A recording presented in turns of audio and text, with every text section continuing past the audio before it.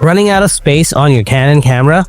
High-quality photos take up more storage, but you can easily reduce the file size without losing too much detail.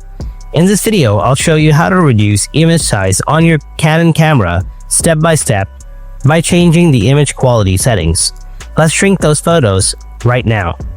First, turn on your Canon camera, then press the menu button. Now tap on Image Quality. You can use your touchscreen or you can click on the Set button here. Here you'll see a list of options like L, M, S1, S2, S3, and RAW. Now choose smaller options from here, like S1, S2, or S3. If you just want slightly smaller sizes, but still good quality, you can select M or L. Then press the Set button, and then press the menu button again to exit the menu. And there you have it. This is the way to decrease the photo size on your Canon camera.